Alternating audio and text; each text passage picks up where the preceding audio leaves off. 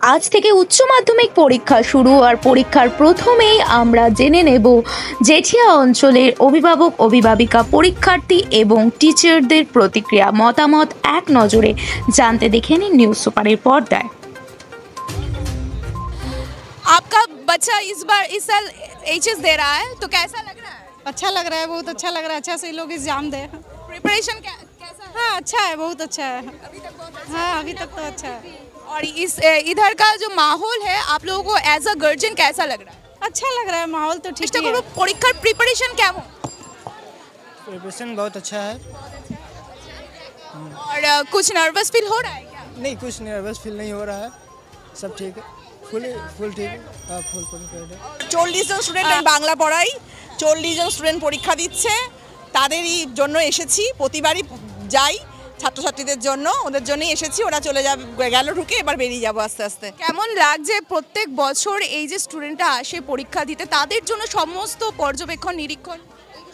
শুনুন, ছাত্রছাত্রীদের তৈরি করা আমাদের কাজ, এবার আমরা আমাদের মতো করে দিয়েছি।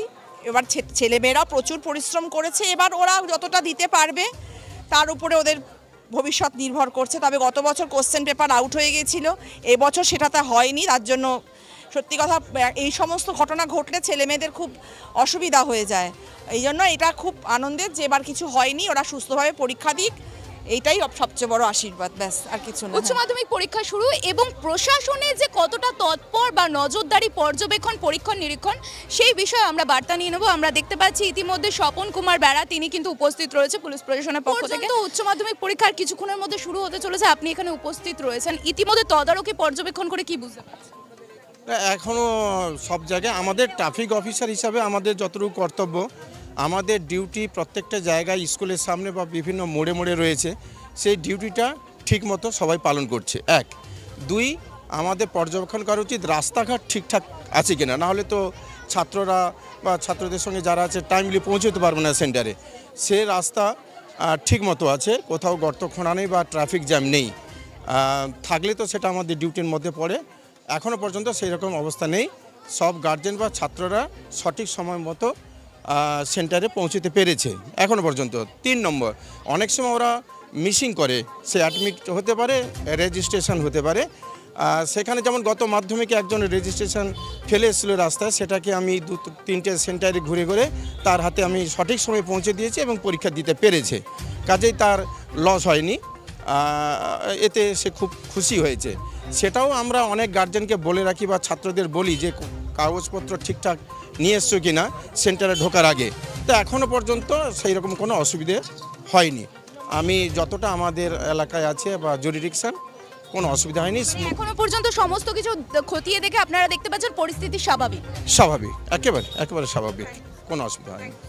পরিবারের সকলের সুস্থ থাকার একমাত্র ঠিকানা কাঁচরাপাড়া পলিক্লিনিক বা নাইট অ্যাঞ্জেল নার্সিং হোম। কেনাকাটার একমাত্র ঠিকানা আগমনী বাসন্তী। মনের মতো খাবার খেতে হলে চলে আসুন কাঁচরাপাড়া নিউ কেবিনে।